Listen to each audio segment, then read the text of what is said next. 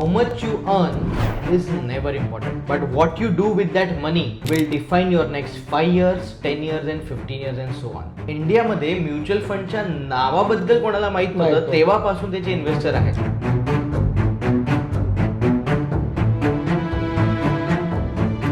जसं AI ने take over करून घेतलाय, उद्या माझा जॉब राहील की नाही याची गॅरंटी नाही. समजा तू फक्त एकदा हो बोल, मी आत्ताच्या आता नोकरी सोडतो. बँक ऍक्च्युली त्या लग्नासाठी मॅरेज लोन देऊन दे. बँक तुम्हाला एज्युकेशन लोन सुद्धा देईल. तुम्हाला कोणती बँक रिटायरमेंट लोन देणार आहे का? And I decided to sell my own house. Hello everyone and welcome back to the channel Priyanka Prakash. आज आपण खूप एका मस्त टॉपिकवरती बोलणार आहोत ज्याची मला वाटतं खूप गरज आहे. तर आजचा पॉडकास्ट असणार आहे रिटायरमेंट बद्दल. जसं तुम्ही बघितलं असेल, थंबनेल टायटलवरून समजलं असेल. तर आजचे आपले होस्ट आहेत संकेत खेलुलकर, जे रिटायरमेंट स्पेशलिस्ट आहे, फायनान्शियल ॲडवायझर आहेत, ज्यांच्याकडे 2500 म्हणजे 2,500 ते 3,000 त्यांचा क्लायंट बेस आहे. 8 ते 9 वर्षापासून त्या फील्डमध्ये काम करत आहेत. तर आज मी आणि संकेत तुमच्यासोबत मारणार आहोत गप्पा रिगार्डिंग रिटायरमेंट, आणि तुम्ही तुमचं रिटायरमेंट कसं चांगलं व्यवस्थित प्लॅन करू शकतात आणि का करायला पाहिजे आणि ती काळाची गरज काय त्याच्यावरती. So welcome Sanket on Priyanka Prakash YouTube channel. Thank you. Yes. तर आपल्या ऑडियन्ससाठी मला असं म्हणजे तुला विचारावं वाटेल की तू जर क्विक इंट्रोडक्शन दिलं की कोण आहे संकेत, संकेत काय करतो आणि एक रिटायरमेंट स्पेशलिस्टचा जॉब काय असतो, तर आय गेस त्यांना थोडी क्लॅरिटी येईल. So first of all, thank you Prakash. I mean, you gave me opportunity to come on your platform. This is fabulous. So I'm highly grateful to this. पण you know, you have been discussing with me की एवढी गरज आहे आज सोसायटीमध्ये financial advice बद्दल आपल्याला जाणून घेण्यासाठी. सो म्हणून म्हटलं की चला ठीक आहे, आज आपण हे डिस्कशन बेसिकली करूनच घेऊया. You know, my journey started I think back in 8 to 9 years ago. आणि मी पण एक एक ऑइल अँड गॅस इंडस्ट्रीमध्ये मी जॉब करायचो. आणि तेव्हा आपण थ्रू आउट द लाईफ मला फक्त हेच वाटायचं की मी काय करतोय, हे मला ही नोकरी नाही करायची आहे. आणि आणि आणि माझ्या घरी मी नेहमी माझ्या वडिलांना बघितलं होतं. He was a very pro investor. जेव्हा इंडियामध्ये म्युच्युअल फंडच्या नावाबद्दल कोणाला माहित नव्हतं तेव्हापासून त्याचे इन्व्हेस्टर आहेत. Very good. आणि मी जेव्हा 21-22 वर्षाचा होतो तेव्हा माझ्या वडिलांनी मला एक गोष्ट सांगितली होती की संकेत, C, how much you earn is never important. Correct. But how you invest will define your next 5 years, 10 years or 15 years. Perfect. आणि ते कुठे ना कुठे माझ्या डोक्यात नेहमी फिरत राहायचं. आणि जेव्हा मी नोकरी करायचो आणि ते बॉसला रिपोर्ट करा आणि मग सॅटर्डेला सुट्टी घेऊ का, संडेला सुट्टी घेऊ का, आणि हे सगळं मला कधी पटायचंच नाही. पण ते असं नाही, इंजिनिअरिंग झाल्यानंतर आपल्याला काय करायचं, नोकरी करायची, आणि ते असं करून आपण लागून गेलो. पण हे करता करता मला हे समजलं की this is not what I want to do all my life. आणि बिकॉज माझ्या घरी तो इन्व्हेस्टिंगचा माहोल होता आणि मी कुठे ना कुठे रिसर्च आणि हे सगळं करत राहायचो फक्त स्वतःसाठी. तेव्हा मला कॉन्फिडन्स आला की I think now I can do it for the entire society. कारण की हे जे एज्युकेशन आहे ते एज्युकेशन ऍक्च्युली लोकांना खूप गरजेचं आहे. सी, तुम्ही आज ढेरो ऍप्स आहे, कोणत्या ऍपवर जा तुम्ही तुमचं इन्व्हेस्टमेंट जर्नी सुरू करू शकता, राईट. पण जर तुम्ही एक एज्युकेटिव्ह मॅनरने जर कराल then that is just fabulous. So we can say की संकेत इज अ एज्युकेटर जो लोकांना फायनान्स बद्दल, रिटायरमेंट प्लॅनिंग बद्दल पण एज्युकेट करतो. आणि संकेत बद्दल त्याने सांगितलंच की जॉब, कॉर्पोरेट जॉब, ते त्याचं बीन देअर डन दॅट बरेचसे लोक ते रिलेट करू शकत असतील. पण तो असा काय मोमेंट होता की यू फेल्ड की नाही बाबा आता हे झालं, आणि तो एक म्हणतो ना लीप ऑफ फेथ घेऊन की हा मला हे करायचंय, आणि तो डिसिजन तू घेतला. It's a very interesting story, मला माहिती आहे. पण मला वाटतं की तुम्हाला पण ती माहिती पडायला पाहिजे की कशा सर्कमस्टन्सेसमध्ये त्याने तो डिसिजन घेतला. आणि I think this can be your call. त्याची स्टोरी ऐकल्यानंतर की मला तर खूप ती मोटिवेट करते दरवेळेस जेव्हा पण मी ऐकतो. सो आय गेस लोकांना पण सांगायला पाहिजे. हे this is not very long, but I think just 5 वर्षापूर्वी मी जॉब तर करतच होतो, पण साईड बाय साईड मी हा बिझनेस सुद्धा सुरू केला होता. पण तेव्हा ऑल द टाइम मला हे वाटायचं की अरे यार, मी जॉब मध्ये जेवढं करतोय ना त्याच्यापेक्षा मी जास्त माझ्या बिझनेस मध्ये कमवू शकतो. आणि मी नेहमी माझ्या वाईफला म्हणायचो की तू मला फक्त एकदा परमिशन दे, मी जॉब सोडतो. कारण की यु नो जर तुम्ही होम मिनिस्टरची परमिशन घेतली नाही, you can not do anything. पण ती म्हणायचं अरे कशाला रे, आपले क्रेडिट कार्डचे बिल निघतायत ना, आपलं होम लोन चालू आहे ना. आय मीन ठीक आहे, मी तिचं ऐकत राहिलो. पण वन फाईन डे रात्री 8:30-9 वाजले होते आणि तरी ते ऑफिसचे मीटिंग्स आणि हे ते, बिकॉज आमची बॉस US ला राहायची म्हणून तिला रिपोर्ट करण्यासाठी.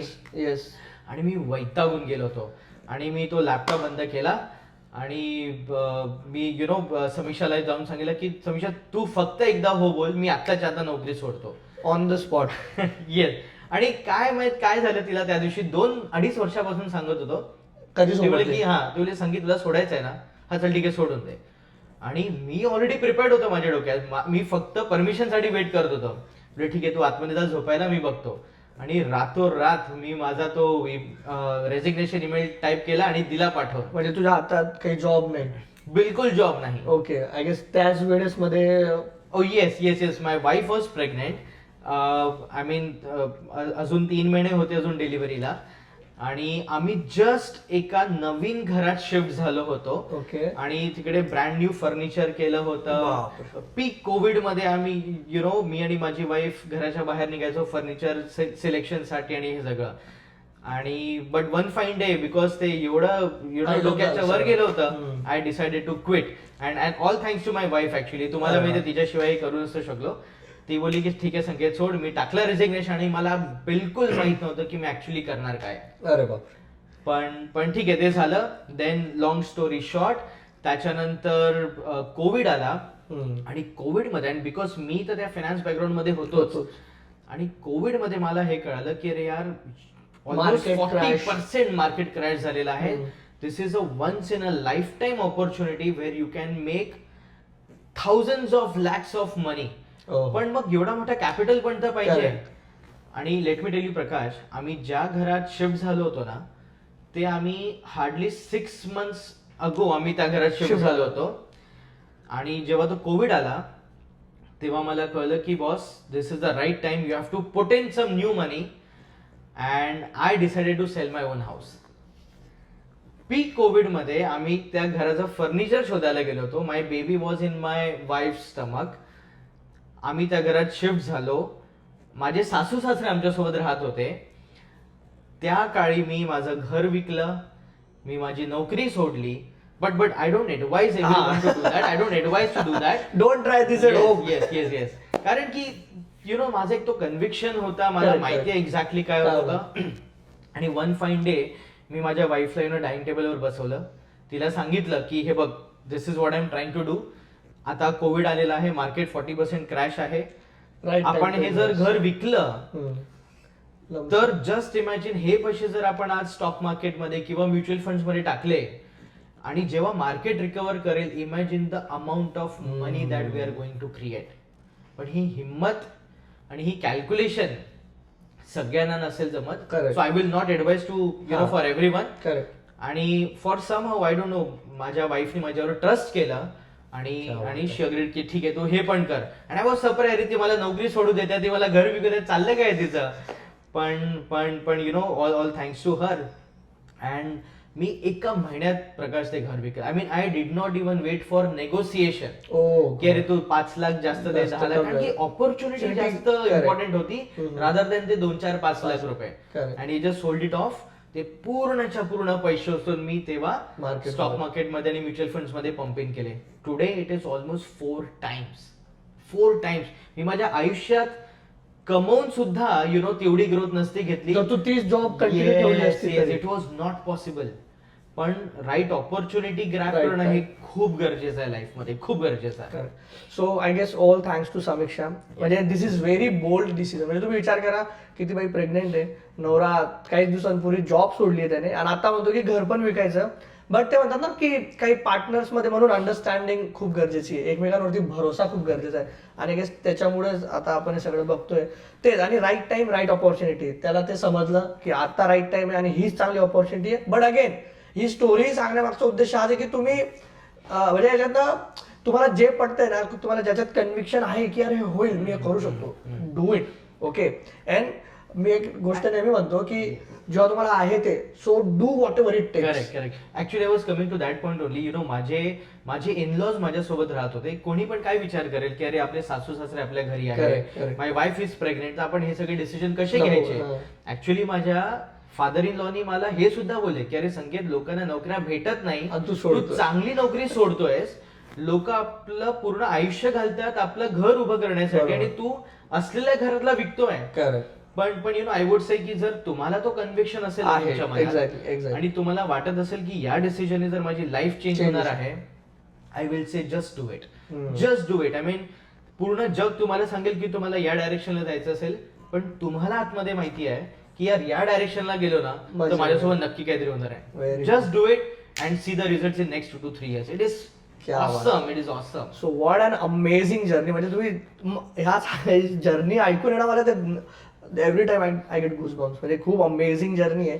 ओके, सो आय गेस एवढं इंट्रोडक्शन तुम्हाला भरपूर असेल. आता आपण बोलूया संकेत की तू म्हणतो you are a retirement specialist, you are financial advisor as well, but you are saying you are a retirement specialist. तर आपण थोडं रिटायरमेंट बद्दल बोलू की म्हणजे नक्की काय रिटायरमेंट प्लॅनिंग. सी एक थोडं जर आपण एक होलिस्टिक व्ह्यू बघितला तर लोकांच्या मनात रिटायरमेंट बद्दल काय असतं सहसा की रिटायरमेंट म्हणजे जेव्हा मी म्हातारा होऊन जाईल, मी रिटायर होईल तेव्हा त्याचा विचार करू. So when you say retirement specialist, तो ॲज अ रिटायरमेंट स्पेशलिस्ट तुझा जॉब काय असतो आणि रिटायरमेंट प्लॅनिंग काय गरजेचं बेसिकली, तर ते जर सांगशील तर बऱ्याचशा लोकांना हेल्प होईल. Okay. So this is a very good question. I would say जर मी आमचे 2-2.5 क्लायंट्स आहेत आणि I would say maximum of them are all either senior citizens और I would say about the age of 50. Okay. आणि जेव्हा कधी मी त्यांना ऍट द एज ऑफ 60 किंवा 55 भेटतो and we start their financial planning, I would say 100% लोक त्यांनी मला हे बोललेले आहेत की संकेत, काश तुम्हाला 10 वर्षापूर्वी भेटला असता, काश तुम्हाला 15 वर्षापूर्वी भेटला असता तर मी आज एवढी वेल्थ क्रिएट केली असती, माझं अजून एखादं घर असलं असतं, मी माझ्या मुलांना अजून चांगलं एज्युकेशन दिलं असतं.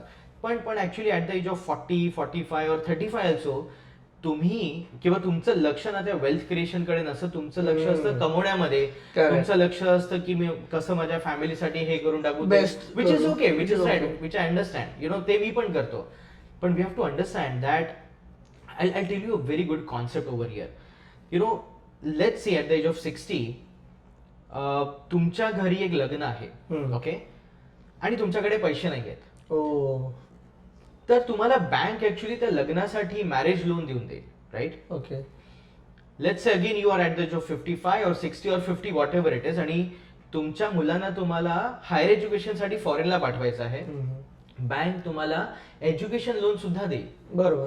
पण now imagine you are at the age of 60, you are retiring, तुम्हाला कोणती बँक रिटायरमेंट लोन देणार आहे का? असं काही कन्सेप्टच नाही. There is no retirement loan concept. So it is very very important for us to understand जगातले कोणतेही मोठे एक्सपेन्सेस आहेत ना, बँक किंवा अशा कोणते इन्स्टिट्यूशन आपल्याला हेल्प करतील, पण रिटायरमेंटसाठी आपल्यालाच आपली मदत करावी लागेल. अँड दॅट इज वाय बघा, मी तुमच्या वडिलांना सुद्धा हे विचारतो किंवा आईबाबांना विचारतो, या एज मध्ये त्यांना विचारा की त्यांनाही जर फायनान्शियल नॉलेज याच्या 10-20 वर्षापूर्वी आली असती, एक्झॅक्टली त्यांचं रिएक्शन तुम्ही विचारा. आय मीन त्याच्याने तुम्हाला कळेल की it is high time that we have to start our own investment now today. Because investment मध्ये तुम्ही किती रुपयाची SIP करताय, तुमच्याकडे किती मोठा रिअल एस्टेट आहे किंवा किती FD, it is not important, पण तुमचं ड्युरेशन कधी करताय, किती अर्ली सुरू करताय, exactly, that is more important. Exactly. So I guess हे सगळ्यांसाठीच आहे. मला वाटतं ना हा पॉडकास्ट आहे ना, जितके पण लोक बघतायत ना, तुम्ही तुमच्या आई वडिलांना दाखवा, जर ते रिटायर होणार असतील किंवा काही वर्षांनी रिटायरमेंट प्लॅन करत असतील, किंवा जर तुम्ही स्वतः पण या सिच्युएशन मधनं तुम्हाला वाटतं की यार मी जेव्हा त्या एजला जाईल आणि असं रिटायरमेंट लोन वाली काही कन्सेप्ट नाही, मला काहीतरी जेव्हा फायनान्शियल नीड आहे, माझ्यासाठी कोणी उभं नसेल तर काय करता येईल. बट संकेत, असं नाही वाटत का तुला की इंडियन जे आपलं कल्चर म्हण किंवा जी माइंडसेट आहे, सो मोरवर असं आहे की लेट्स से एक एक्झाम्पल घेऊ आपण की जर कोणी रिटायर होणार असेल, गव्हर्नमेंट एम्प्लॉय असेल, कॉर्पोरेट एम्प्लॉय असेल, कॉर्पोरेट बिचाऱ्यांचा वेगळाच सीन, आपण गव्हर्नमेंट एम्प्लॉयवरती फोकस करू. सो लेट्स से कोणी रिटायर होतोय, त्यांच्याकडे काही लमसम अमाऊंट येणार आहे किंवा काहीतरी विकलं, कुठून काही कॉर्पस लमसम आला, so majority of the parents what they think की मग मी घर घेऊन घेतो, FD ठेवून देतो, नाही तर ते पैसे माझ्या मुलांमध्ये डिस्ट्रीब्यूट करून देतो, कारण की तीच माझी असली दौलत आहे, ते माझं रिटायरमेंटचं प्लॅन आहे, ते मला माझं म्हातारपणी काळजी घेतील. आणि आय गेस त्याच्यात काही रॉंग राईटचा प्रश्न नाही, बट तुला काय वाटतं की हे कितपत योग्य आहे की म्हणजे तुम्ही आहात, बट आई वडिलांना असं वाटतं की बाबा माझे मुलं माझं म्हातारपणाचा आधार आहे, सो लेट्स हा सगळा पैसा त्यांच्या डिस्ट्रीब्यूट करून दे, किंवा मी कमवलंच कोणासाठी आहे, मुलांसाठीच आहे ना, मग हा पैसा त्यांनाच देऊन दे. तर याच्यावरती व्हॉट्स युअर टेक? सो हा जो तू प्रश्न विचारलेस ना प्रकाश, त्याच्यात ऍक्च्युली 2 टॉपिक वरती आलेले आहेत. त्याच्यातून एक टॉपिक हा आहे की नक्की जेव्हा आपल्याकडे हे पैसे येतात तेव्हा आपण विचार करतो की आपण हे घर घेऊन घेऊ, जमीन घेऊन घेऊ किंवा पोरांच्या मध्ये आपण वाटून घेऊया. So let us break it down first. As a retiree I would say, and you can ask your parents also, की एका रिटायरीला काय पाहिजे लाईफमध्ये. एका रिटायरीला हे बघा, जेव्हा when you are at the age of 25, 30 और 35 तेव्हा सिच्युएशन वेगळी असते. तेव्हा तुम्ही हाय रिस्क घेऊ शकता. तेव्हा तुमची सगळी प्लॅनिंग पुढच्या 10, 15, 20, 25 वर्षासाठी असते किंवा तुमच्या रिटायरमेंटसाठी असते. पण ऍट द एज ऑफ 60 ती सिच्युएशन पूर्ण चेंज होते. आता काय इम्पॉर्टंट आहे की आता आपल्याकडे जो काही रिटायरमेंट कॉर्पस आला आहे, नंबर 1 की ऍट द एज ऑफ 60 मला ते पैसे कुठे ब्लॉक नाही करायचे आहेत. जर ते ब्लॉक नाही करायचे आहेत तर मग आपण त्या पैशांनी कसं काय रिअल एस्टेट किंवा जमीन किंवा अशा कोणत्या जागी टाकत आहे जिकडे मला पाहिजे तेव्हा लिक्विडिटी मी एन्जॉय नाही करू शकत आहे. What is the use of having that money at the age of 60 when you cannot use it? Correct. Second, all your life तुमचं फक्त टॅक्स भरण्यामध्येच आयुष्य गेलंय, करेक्ट. आणि जर रिटायरमेंट नंतर जेव्हा तुमच्याकडे फक्त पेन्शनच तुमचा सोर्स ऑफ इन्कम आहे आणि ते पण जर तुम्ही टॅक्स एफिशियंटली मॅनेज नाही केलं तर मग again you are in the same rat race. We are paying taxes on your own money. And then of course ते इन्फ्लेशन बीटिंग रिटर्न असले पाहिजे, which everybody knows. So liquidity, then growth आणि of course tax efficiency is very very important. So एक part तो होता. But the other part is की जेव्हा खूप पॅरेंट्सला मी बघितलं हे आहे की यार मेरे 3 बच्चे हैं, मी थोडं थोडं करून सगळ्या 3 मुलांना वाटून देतो किंवा मुलींना देऊन देतो, which is okay. I mean त्यांचं इंटेन्शन वाईट नाही आहे. They have there purest heart की मी माझ्या मुलांसाठी बेस्ट काय करते.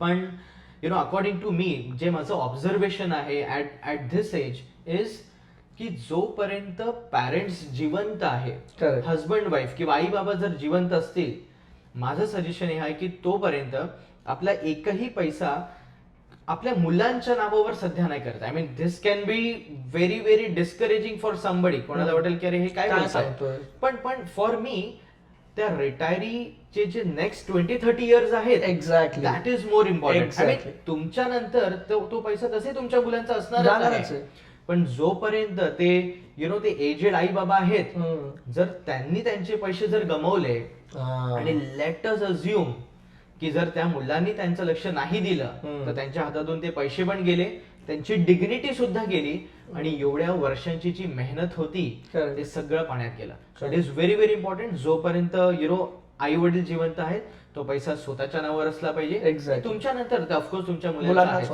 गरज पडली तर 5-10 लाख तुम्ही गिफ्ट करू शकता ना, पण पूर्ण प्रॉपर्टी त्यांच्या नावावर करण्यात काही अर्थ नाही मला असं वाटतं. आणि याच्यात आपण हे नाही म्हणत की सगळेच मुलं असं करतात किंवा काही करत नसतील, but look at the current scenario actually. म्हणजे मुलांची इच्छा जरी असेल, लेट्स से मेट्रो सिटीज मध्ये राहतात किंवा त्यांची स्वतःची फॅमिली आहे, खर्च एवढे जास्त होऊन गेलेत, इन्फ्लेशन आहे, म्हणजे मुलांची इच्छा असेल पण समजा त्यांचा एक स्वतःचा खर्च आणि ऍट ओल्ड एज तुमचेही खर्च वाढून जातात. तुमचं मेडिकल असेल, बऱ्याचशा गोष्टी. आय गेस मेडिकल एक्सपेन्सेस खूप एक जास्त मेजर फॅक्टर असतो जो म्हातारपणी आपल्याला म्हणजे लागतोच. तुमचं डे टू डे एक्सपेन्सेस तर आहेतच. सो याच्यात आम्ही असं नाही सांगत की मग तुम्ही मुलांना काही देऊच नका, काही नका, बट तुम्ही स्वतःला आधी प्रायोरिटी द्या. That's what we want to convey. Prakash, मी तुला क्लिअरली सांगतो, आपण आपल्याच मुलांचं उदाहरण घेऊ. जर माझे मुलं खूप सक्षम असतील तर त्यांना तशी माझ्या पैशांची गरज नाही. एक्झॅक्टली. आणि जर ते नालायक निघाले तर ते त्याचं बुडवणार आहे, राईट. त्याचंही जाईल, तुझंही जाईल. Correct. So if at all he is that capable, तर तुम्हाला त्या पैशांच्या देण्याची कधी गरजच पडणार नाही. That will act as a legacy to his additional life.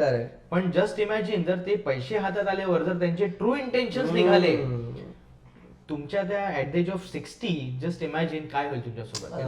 आणि ते किती करेक्ट. म्हणजे मुलंही गेले, पैसाही गेला आणि स्वतः आता you don't have second chance की तुम्ही एवढे 30-40 वर्ष जे नोकरी करून कमवलेलं आहे आता तुमच्याकडे ती वेळ नाही, तुम्ही पैसे. सो म्हणून रिटायरमेंट प्लॅनिंग खूप गरजेची आहे. आता प्लॅनिंग वरच माझ्या डोक्यात दुसरा नेक्स्ट प्रश्न हा येतो की ठीक आहे, प्लॅनिंगच करायची आहे ना, माझ्याकडे पैसा आहे, मी युट्यूबला व्हिडिओ लावतो, मग त्याच्यात काय SIP करायची आहे, इकडे टाकायचे, काही मी FD टाकून देतो, काही रिअल इस्टेट टाकून देतो, काही लोक VC करतात, काही लोक व्याजाने देतात. So everyone has their own calculations. किंवा कोणातरी बँकेमध्ये जातात, त्यांची ऍडवाइस घेतात. So we are not saying की that is wrong, but my question here is की व्हॉट्स युअर रोल और what's retirement specialist role in this, तो असं काय वेगळं सांगणार आहे? आता ऑनलाईन सगळं अवेलेबल आहे, ते सगळे हुशार आहेत, सगळ्यांना सगळंच माहिती आहे. ओके, तर कोणी सो याच्यात रिटायरमेंट स्पेशलिस्टचा काय रोल आहे? तो असं काय सांगणार आहे, काय करणार आहे की ज्याच्यामुळे बाबा येस की मला याची गरज आहे, किंवा तू काहीतरी वेगळं सांगशील आणि त्याच्याने मला खूप फायदा होणार आहे, किंवा फायदा नुकसान जाऊ देऊ आपण, पण एक प्रॉपर मला म्हणतात ना की फायनान्शियल ऍडवाइस, तर त्याच्यात तुझा काय रोल असेल, किंवा रिटायरमेंट स्पेशलिस्ट का हवा बेसिकली? बरं, ठीक आहे. प्रकाश, तुम्हाला एक गोष्ट सांग, वी हॅड दॅट फ्रेंड, त्यांना रिसेंटली ब्रेन ट्युमर झाला होता, if you remember. Yes yes yes. आपण त्याला कोणत्या एका न्यूरोसर्जन कडे का नाही घेऊन गेलो? आपण त्याला ब्रेन सर्जरीसाठी आपण त्याच्या स्पेशलिस्ट डॉक्टरकडे गेलो होतो, राईट? किंवा आय वुड से, जर तुम्हाला ऍक्च्युली घर बांधायचं आहे तर तुम्हाला कन्स्ट्रक्शन साठी तुम्ही बिल्डर कडे जाल, तुम्ही कार्पेंटर कडे जाणार नाही. Exactly same, you have to have a specialist in your life, right? जसं तुम्ही ड्युरिंग युअर स्कूल डेज, तुम्ही जेव्हा शाळेत शिकता तेव्हा स्कूलच तुम्हाला इम्पॉर्टंट आहे. बरोबर. जेव्हा तुम्ही नोकरी करायला जाल तेव्हा तुमचा बॉस तुमच्यासाठी मेंटॉर होतो, राईट? आणि घरासाठी आपले parents are our mentor. Exactly तुमच्या दरेक व्हील ऑफ लाईफ साठी एक मेंटॉर खूप गरजेचं आहे. ओके. अँड सी, इन्फॉर्मेशन तर आज इंटरनेटच्या दुनियामध्ये खूप भरून पडलेली आहे. तुम्ही जस्ट युट्यूब उघडा, इंस्टाग्राम उघडा, and you have thousands of information. But information आणि एक्झिक्युशन मध्ये खूप जमीन आसमानचा फरक आहे. You need somebody who can hold your hand and say की अरे प्रकाश, तू चुकीचं करतोय, तुझा गोल हा होता, जस्ट बिकॉज तुला कोणत्या तरी 4 मित्रांनी सांगितलं की असं नाही, हे असं आहे, आणि तू डायव्हर्ट नको व्हायला म्हणून तुझ्या लाईफ मध्ये मेंटर असणं खूप गरजेचं आहे. And that is why I am not saying that you come to me, you find anybody else, but find a genuine advisor. तुमचा वेळ वाया घाला एक जेन्युइन ऍडवायझर शोधण्यामध्ये, but once you have identified that adviser, मग त्याला life time साठी सोडू नका. करेक्ट. येस, त्याला लाईफ टाइम साठी सोडू नका. जसं आपला एक फॅमिली डॉक्टर असतो, तसा एक फॅमिली फायनान्शियल ऍडवायझर असणं पण गरजेचं असतं. आणि त्याच्यात खूप सारे लोक काय काय करतात माहितीये का, की चल मी 10,000ची SIP करतोय ना, तर 2,000 मी या ऍडवायझरला देतो, 2,000 याला देतो, 2,000 याला देतो, वगैरे वगैरे. म्हणजे 4-5 ऍडवायझरला वेगवेगळा पैसा देऊन देतो, तर मला जास्त फायदा होईल. Correct. But see, we have to understand की when that guy is acting as your financial advisor, त्याला तुमच्या 100% ऍसेट बद्दल माहिती असणं खूप गरजेचं आहे. होलिस्टिक व्ह्यू येतो ऍक्च्युली, तर त्याला माहिती आहे की किती वेल्थ आहे, किती कॉर्पस आहे, आणि त्याला कसा इन्व्हेस्ट करायचा आहे. आता ऑब्व्हियसली जर तुम्ही 4 ऍडवायझर ठेवतायत आणि तुमच्याकडे 100 रुपये आहेत, तर तुम्ही त्यांना 25 रुपये सांगा, तर त्या 25 रुपयाच्या हिशोबानेच तुम्हाला गायडन्स करेल. बट एकाच ऍडवायझरला जर तुम्ही सांगितलं की माझ्याकडे 100 रुपये आहेत आणि ते इन्व्हेस्ट करायचे, तर आय गेस ते प्रॉपर गायडन्स देऊ शकतो. Prakash, let me tell you one example. I mean, जोपर्यंत आपले छोटे छोटे पैसे आहेत ना, तोपर्यंत एवढा फरक पडत नाही. तुम्ही 2-4 ठेवा, 1 ठेवा, फरक नाही पडत. बट ग्रॅज्युअली जसं जसं तुम्ही इन्व्हेस्ट करत जाल, जसं जसं तुमची नोकरीमध्ये तुम्ही ग्रोथ कराल, of course your wealth will be huge. Correct. आणि जेव्हा तसं होईल तेव्हा तुमच्या समोर तुमच्याकडे तुमचा वेल्थचा डॅशबोर्ड असला पाहिजे. आणि त्या डॅशबोर्ड मध्ये तुम्हाला एक्झॅक्टली माहिती पाहिजे की माझे किती डेट मध्ये आहेत, किती इक्विटी मध्ये आहेत, किती रिअल एस्टेटचं अलोकेशन आहे, किती कमॉडिटीज गोल्ड किंवा सिल्वरचं अलोकेशन आहे. आणि जर हे सगळं काही वेगळ्या वेगळ्या ऍडवायझर कडे आहे, तर समजा कोणी कोणाकडे इक्विटी करताय, तर रिअल एस्टेट वाला नेहमी म्हणेल की अरे सर आपके पास तो रिअल एस्टेट है नहीं, ये करतो. आणि जो तुमचा डेट पोर्टफोलिओ बघत आहे त्याला कधी हेच माहित नाही की तुम्ही इक्विटी मध्ये काय करताय. कोणीही तुम्हाला कधी 100% ट्रू ऍडवाइस देऊ शकणार नाही. फाइंड वन गुड ऍडवायझर, त्याच्यात वेळ वाया घाला, पण त्याच्यानंतर surrender to him 100% and then see the magic. It's amazing. वा, व्हेरी नाईस. आता जसं मी स्टार्टिंगलाच बोललो की संकेतकडे ऑलमोस्ट आता किती 4.5 करोडचा क्लायंट, 450 करोडचा क्लायंट पोर्टफोलिओ आहे. 2,500 ते 3,000 लोकांसोबत ते डायरेक्ट कनेक्ट करून त्यांना फायनान्शियल गायडन्स केलं आहे.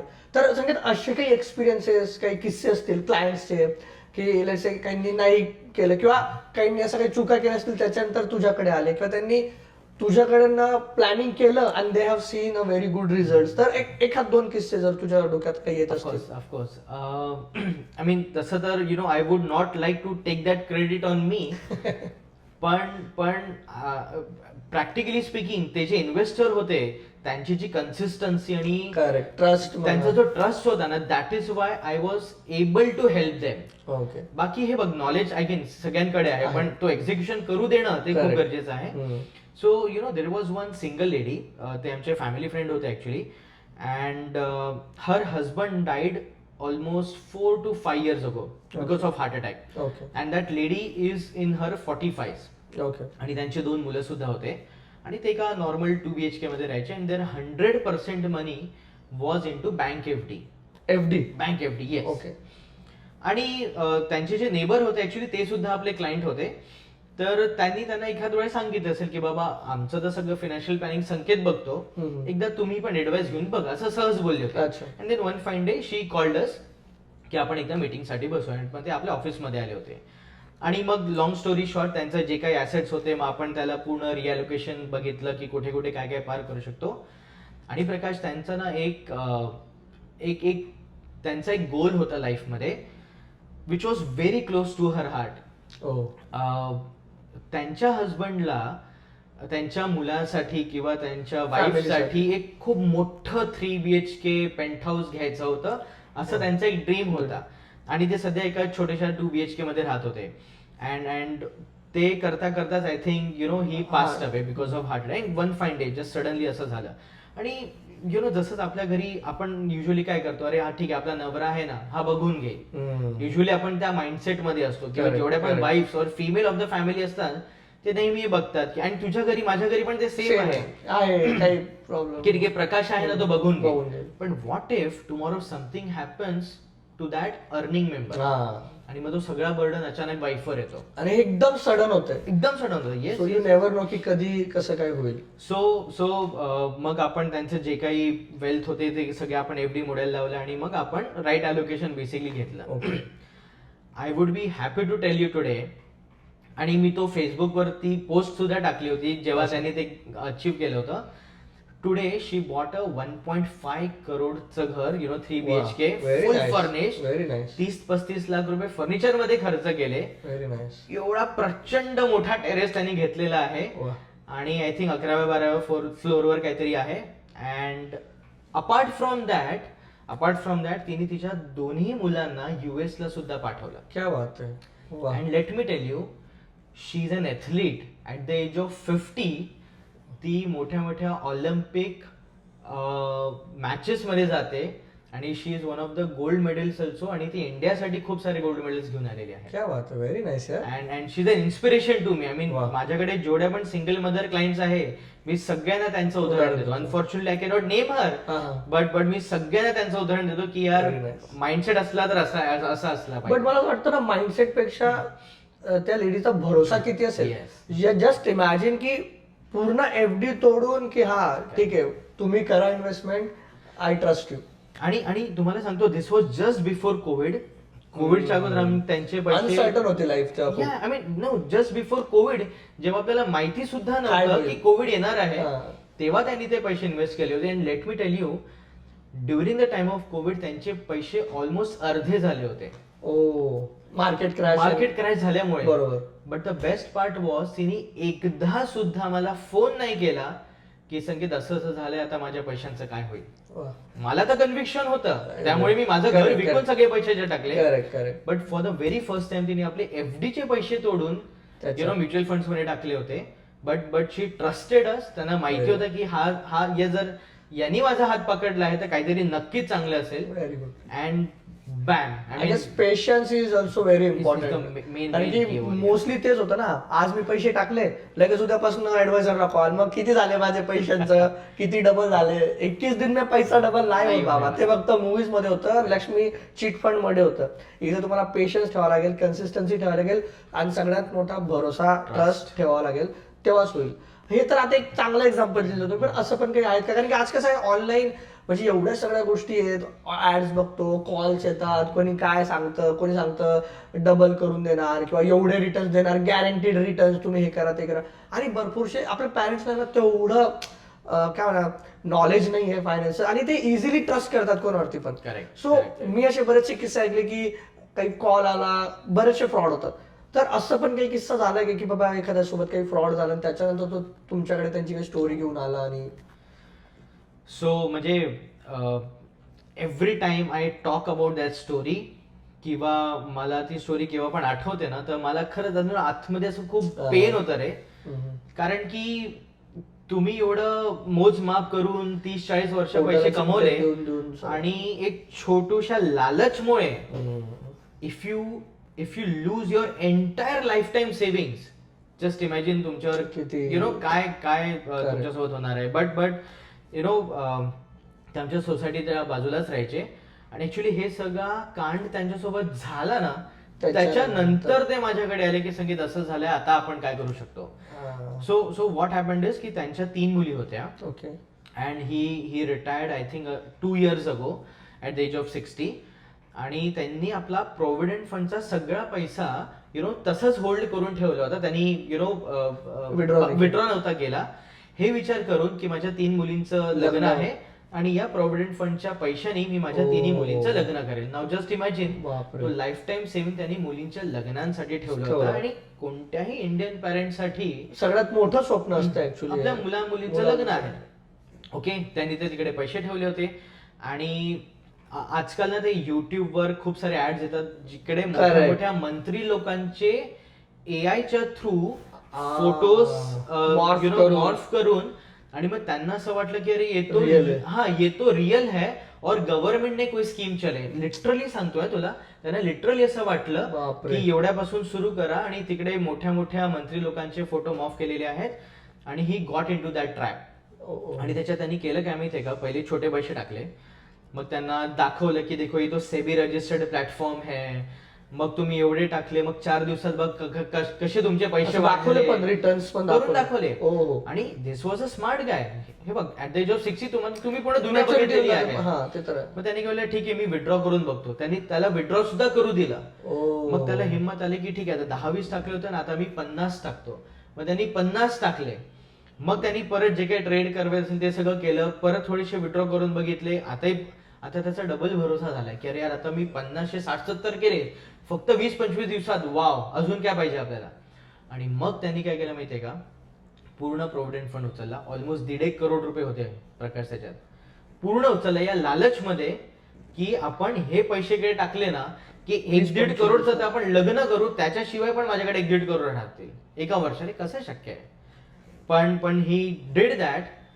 आणि जसंच त्यांना कळलं, जो कोणी स्कॅमर असेल त्याला कळलं की फुल कॅपॅसिटी मध्ये पैसे टाकलेले आहेत. आणि मग झालं, now they stop picking up their phone calls. त्यांचा डॅशबोर्ड काम करणं बंद झालं. मग कसं बसं त्यांनी रीच आउट करायचा प्रयत्न केला. मग आता हे त्यांना म्हणतंय की आपको 1.5 करोड निकालना है ना, उसके लिए आपको और 20 लाख भरने पडेंगे. म्हणजे अजून पैसा. जेव्हा असं झालं तेव्हा त्यांना कळलं की आय एम स्कॅम नाव. म्हणजे माझ्यासोबत स्कॅम झालेला आहे. त्याच्यानंतर ते माझ्याकडे आले, कारण की माझा एक क्लायंट आहे, दे आर इन भोपाल. ते सायबर सिक्युरिटी मध्ये कमिशनर आहे. ही न्यू दॅट. त्याच्यासाठी ते माझ्याकडे आले होते की अरे जरा तू त्या कमिशनर सोबत माझं करेक्शन करून देतो का. बट मी माझ्या क्लायंट सोबत पण बोललो, पण it was all gone now, गेलं. सो माझं म्हणणं आहे की at the age of 60 what is important for you. Peace of mind important आहे, कॅपिटल प्रोटेक्शन इम्पॉर्टंट आहे, की तुम्हाला अनरिअलिस्टिक रिटर्न 20-25-30% इम्पॉर्टंट आहे. Risk with high risk. I mean capital protection and peace of mind and dignity. यार तुम्ही 30-40 वर्ष जे कमवलेलं आहे, dignity is more important. I mean हे बघा, 1.5 करोड आहे ना, जर 10% पण रिटर्न मिळाले तरी वर्षाचे 15 लाख रुपये तसेच तुम्ही कमवताय. बरोबर. त्याला का डबल करण्याच्या चक्करमध्ये पूर्ण 1.5 करोड कमवायचे होते. पण ठीक आहे. पण there are see both side of the stories. Okay, there are some good stories also in the market, but there are bad stories also. But I guess जर त्यांच्याकडे कोणी म्हणजे मे बी त्यांचे मुलं म्हणा किंवा एखादा कोणी फायनान्शियल ऍडवायझर राहिला असता, आणि जर ही सवय राहिली असती आपल्याला की कुठलाही मेजर फायनान्शियल डिसिजन घ्यायच्या आधी मी एक ऍडवाइस घेतोय की संकेत किंवा एनीवन की त्यांचे मुलं बाळ असतील, बायको असेल, त्यांच्यासोबत जर ते डिस्कस करताय की यार हा एवढा मोठा डिसिजन मी घ्यायला पाहिजे का, आणि मे बी कदाचित जर ते असलं असतं त्यांच्या लाईफमध्ये तर कदाचित एवढा मोठा फायनान्शियल लॉस. आणि आजकाल आहे ना टेक्नॉलॉजी जेवढी चांगली आहे ना तेवढी घातक सुद्धा आहे. तुम्ही बघत असाल एआय एवढं ऍडव्हान्स झालं ना, तुम्ही फरक सुद्धा सांगू शकणार नाही की हे एआय जनरेटेड आहे की रिअल आहे. आणि आपले आई वडील खरंच खूप बोळ असतात. ते आता तर बिचारे फेसबुक आणि मोबाईल व्हॉट्सअप शिकलेत, त्यांना फसवणं लोकांसाठी खूप इझी आहे. सो प्लीज जे कोणी हा व्हिडिओ बघतायत तुमच्या पॅरेंट्सला, तुमचे जे काही रिलेटिव्ह असतील, एजेड असतील, त्यांना थोडं एज्युकेट करा या गोष्टींबाबत की किती टाईपचे स्कॅम होत आहेत. सो टेल देम की कुठलाही ओटीपी शेअर नका करू, कुठल्याही अनऑथराइज लिंक वरती क्लिक नका करू, कोणी कॉल करतंय काही सांगतंय त्याच्यावरती लगेच भरोसा नका करू. काही असेल डायरेक्ट सांगा किंवा ऍडवाइस घ्या की यांना हे करा, यांच्याकडनं गायडन्स घ्या किंवा त्यांना विचारून कुठलाही फायनान्स रिलेटेड डिसिजन ट्रान्झॅक्शन बिलकुल करू नका, नाहीतर खूप मोठा लॉस होईल आणि तुम्हाला आयुष्यभरचं जसं संकेत बोलला की जे तुम्ही एवढं कमवतात गमवायला तुम्हाला एक मिनिटही लागणार नाही. So please be aware of online fraud scams. आणि असं जे काही कोणी सांगतात येऊन, आता तर मी बघितले लोक भेटून पण सांगतात की आम्ही असे एवढं देऊ, रिटर्न देऊ आणि गायब होऊन जातात. तसं पुण्यात झालाय किस्सा की, आणि लालच मला वाटतं लालच, तुमची जी लालच आहे ना तेच सगळं मेन या गोष्टीचं. तुला एक गोष्ट सांगतो प्रकाश, तुमचं इन्व्हेस्टमेंट जेवढं बोरिंग असेल ना, खरं सांगत आहे मी, जेवढं बोरिंग असेल तुला असं वाटत असेल काय रे काहीच चालू नाही माझ्या इन्व्हेस्टमेंट मध्ये, मी नुसतं पैसे टाकतोय, ग्रो सुद्धा होत नाहीये, यु नो. पण the true wealth is created not overnight but over a longer period of time. Correct. आणि ते जर 5 वर्ष 6 वर्ष 7 वर्ष एकदा तेवढा जर आपण पेशन्स जर आपण ठेवला, then you will have to never look back की अरे माझे my money is not making money for me. पण हे जे आपल्याला वर्षभरात करून टाकायचं ना, 2 वर्षात जे आपल्याला कमवून टाकायचं आहे ना, त्या भानगडी जर आपण फसलो then there are 100% surety की तुम्ही पैसे कमवणारच आहेत.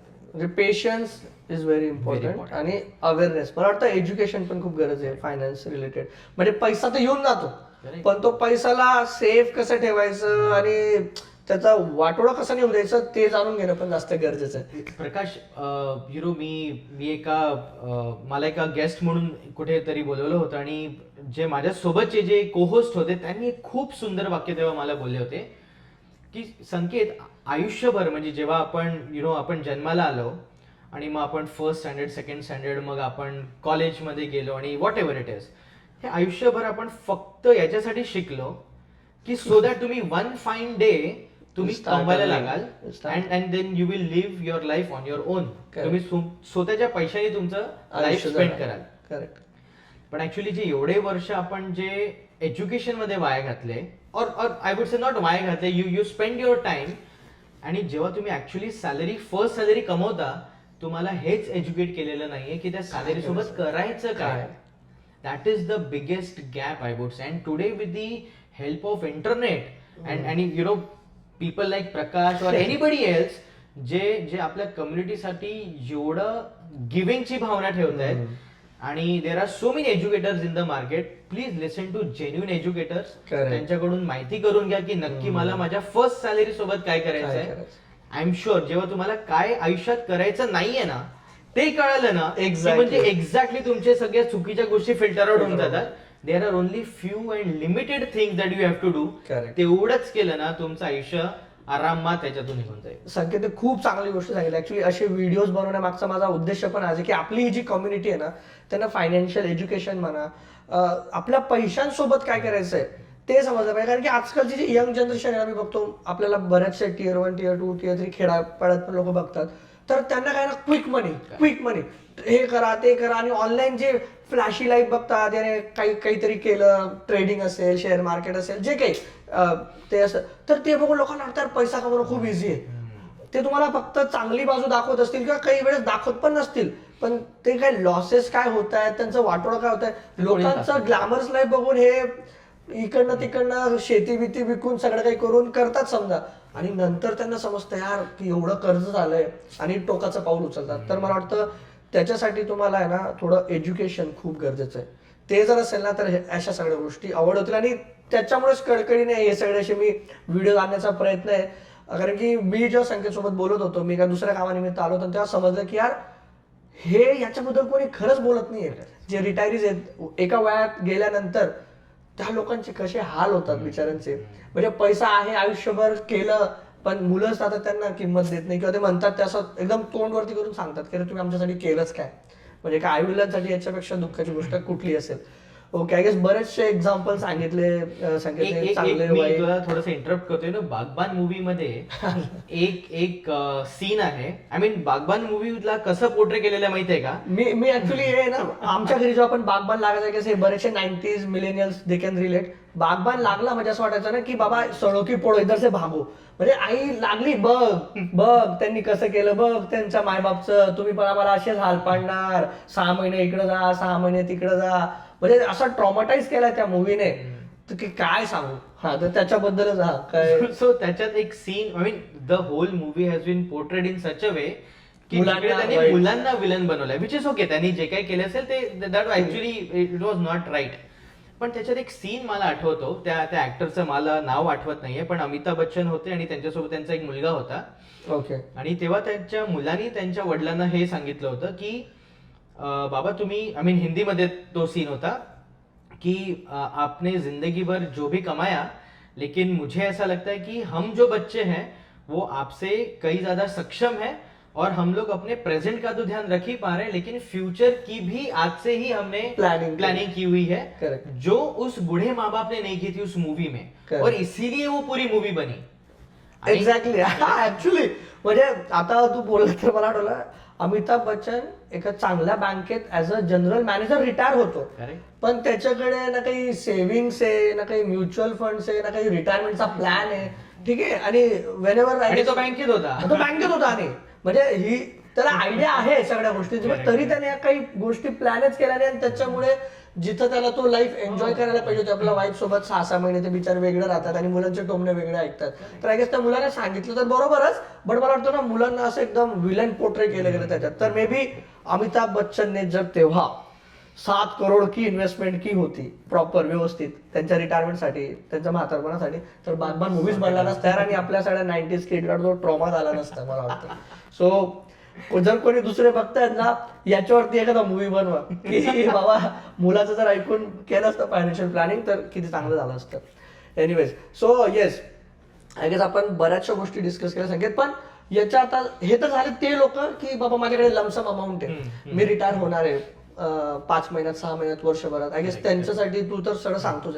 म्हणजे माझ्यासारखे लोक आहेत जे IT मध्ये जॉब करतात, कुठेतरी काम करतायत, ज्यांना पेन्शन नाहीये, गव्हर्नमेंट जॉब नाही, असं काही रिटायर. आणि आमचं तर काही रिटायरमेंटचं पण फिक्स नाही. आता जसं AI ने टेक ओव्हर करून घेतलाय, उद्या माझा जॉब राहील की नाही याची गॅरंटी नाही. तुम्ही जर न्यूज बघत असाल, एव्हरी डे कुठली ना कुठली मल्टीनॅशनल कंपनी 12,000 लोकांना ले ऑफ केलं, 10,000 लोकांना ले ऑफ केलं, नवीन हायरिंग होत नाहीये, फ्रेशर्सला जॉब भेटत नाहीये, एवढं अनसर्टन मार्केट आहे.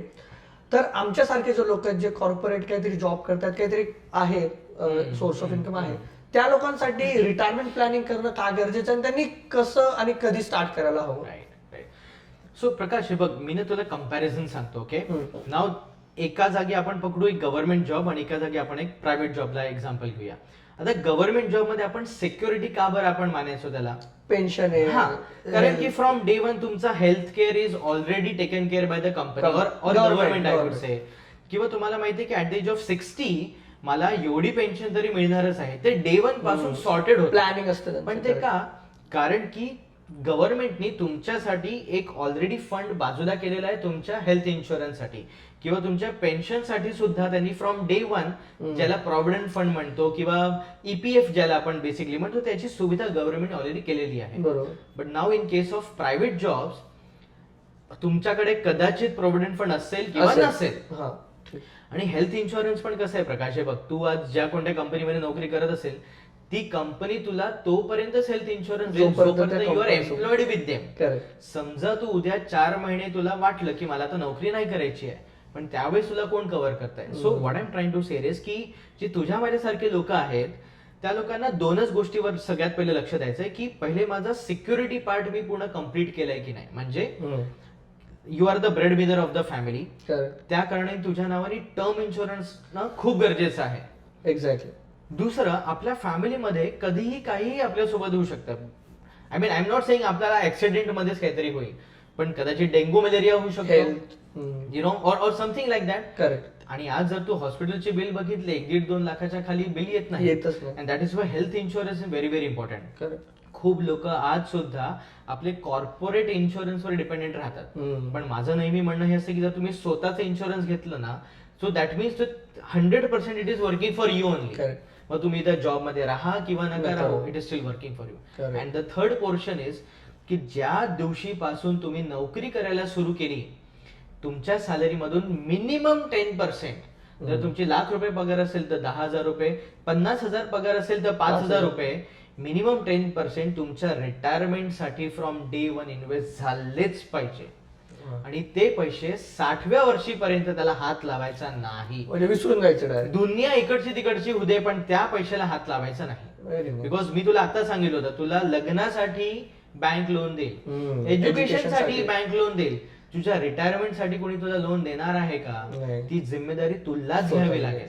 Correct. You know, so that is more important basically in our age. आता हे बघ, याच्यात तू आता जसं व्हेरी गुड पॉइंट बेसिकली, जर तुम्हाला इन्व्हेस्टमेंट सेव्हिंग्स एवढं सगळं वरवरच्या गोष्टी पण करायच्या नसेल, पण जो जे बोलला की health and term insurance, very very basic thing, हे तर करा आधी तुम्ही. हे केलं त्याच्यानंतर मग बाकी सगळ्या गोष्टी आहेत तर त्या तुम्ही नक्की करा. आणि त्याच्या रिलेटेड वर जर तुम्हाला काही गायडन्स हवं असेल, माहिती हवी असेल, काही इन्फॉर्मेशन असेल, आपण एक सेपरेट व्हिडिओ तर करूच. पण आता जर तुम्ही बघताय तर मला इंस्टाग्रामला डीएम करा किंवा संकेतला इंस्टाग्रामला डीएम करा, मेसेज करा, रिच आउट करा. सगळ्या डिटेल्स मी डिस्क्रिप्शन मध्ये देऊन देईल. सो तिथं पण जर तुम्हाला काही हवं असेल तर डेफिनेटली हेल्प यू गाईज. माझा जो आता नेक्स्ट क्वेश्चन आहे, बऱ्याचशा लोकांना काय वाटतं ना की माझ्याकडे एक सर्टन अमाऊंट येईल, that can be in any number. Mostly people think की लॅक्स मध्ये काहीतरी अमाऊंट येईल, तेव्हा मग मी रिटायरमेंटसाठी प्लॅनिंग चालू करेल किंवा माझा फ्युचर सिक्युअर करण्यासाठी SIP म्युच्युअल फंड असेल, जे काही इन्व्हेस्टमेंटचे डिफरंट पोर्टफोलिओ असतील. जसं तू बोलला की रिटायरमेंटसाठी पण 5% काढा.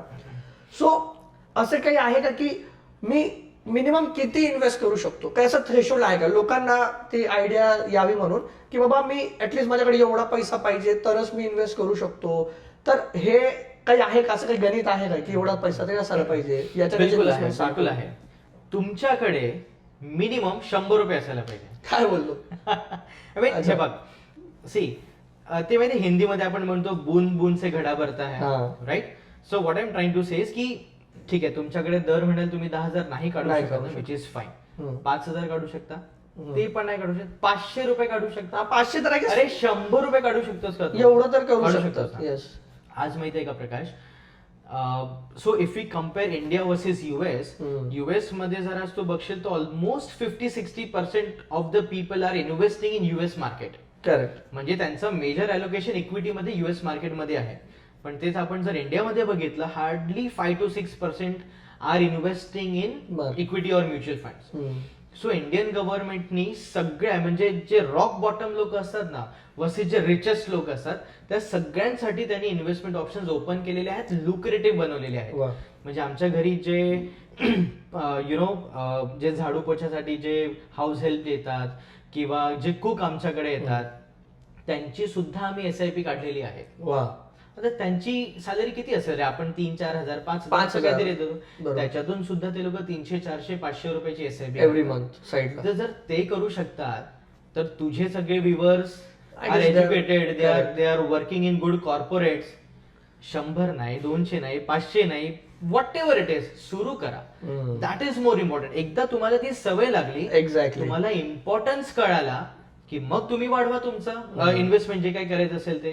But you know, if somebody is watching us ज्यांची खरंच परिस्थिती नाहीये, आय वुड से दादा 100 रुपयांनी सुरू कर, 200 रुपयांनी सुरू कर, but C the magic. But सुरू करणं इज इम्पॉर्टंट. आणि जेवढ्या लवकर चालू कराल तेवढे जास्त फायदे तुम्हाला याच्यात दिसतील. So investment is all about की तुम्ही कधी आणि किती लवकर स्टार्ट करताय, त्याच्याने तुम्हाला आय गेस फायदा होईलच.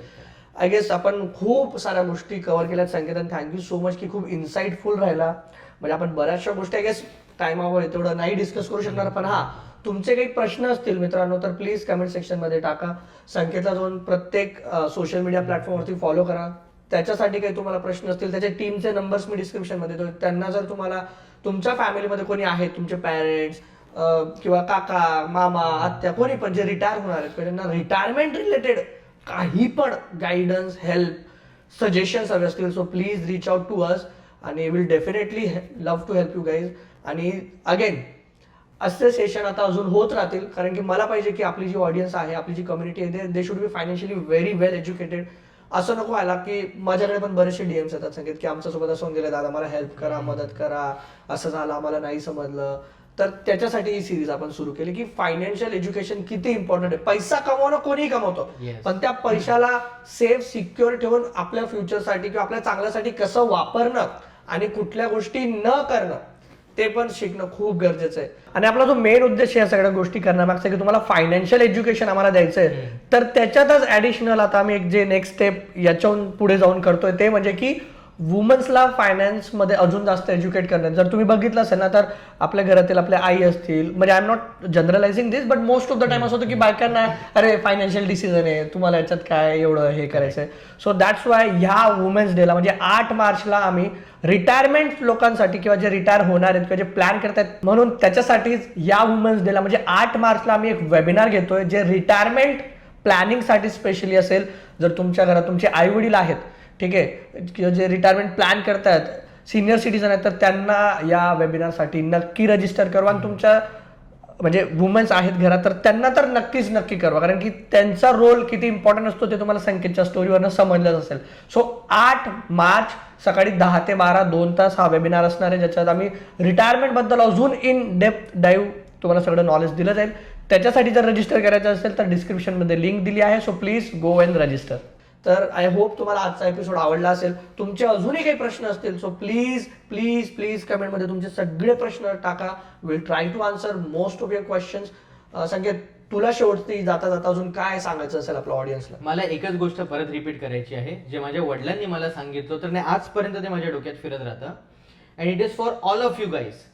इफ यू रिमेंबर, माझ्या वडिलांनी मला काय बोलले होते की Sanket, how much you earn is never important, but what you do with that money will define your next 5 years, 10 years and 15 years and so on. आजपासून जर तुम्हाला नेक्स्ट 20 years 15 years सिक्युअर करायचे असतील तर ते पैसे करेक्ट डायरेक्शन मध्ये गेलेलं खूप गरजेचं आहे. Yes, so I guess that's it. On that note let's end this episode. आपण भेटूया पुढच्या पॉडकास्टमध्ये नवीन काही प्रश्नांसोबत, नवीन काही फायनान्शियल एज्युकेशन सोबत. आणि तुम्हाला पुढचा पॉडकास्ट कुठल्या टॉपिक वरती बघायला ऐकायला आवडेल ते पण नक्की सांगा. आपण नक्की ते कन्सिडर करू. ज्या गोष्टींची जास्त डिमांड असेल तो आपण पॉडकास्ट परत आणू आणि त्या विषयावरती इन डेप्थ इन डिटेल आपण डिस्कशन करू. Thank you so much guys. Subscribe करा, हा व्हिडिओ सगळ्यांसोबत शेअर करा, ज्यांना पण गरज असेल त्यांना कदाचित त्याच्याने हेल्प होईल. आपला तोच मोठो आहे की व्हॅल्यू ऍड कशी करू शकतो मी तुमच्या आयुष्यात, तुमच्या लाईफमध्ये. तोच आपला या सगळ्या जर्नी मागचा उद्देश आहे. सो आय होप तुम्हाला आमची ही मेहनत, हा इंटेन्शन आणि आजचा हा कॉन्टेंट सगळं आवडलं असेल. आपण भेटूया पुढच्या पॉडकास्ट मध्ये. Till then take care, bye bye, see you soon and invest wisely. Okay, पैसा इज नॉट एव्हरीथिंग बट पैसा is something which will take you to somewhere in your life. तर सिरियसली घ्या पैशाला, पैशाची किंमत करा तर लोक तुमची किंमत करणार. So on that note let's end this podcast. Thank you so much. Thank you very much. Bye bye.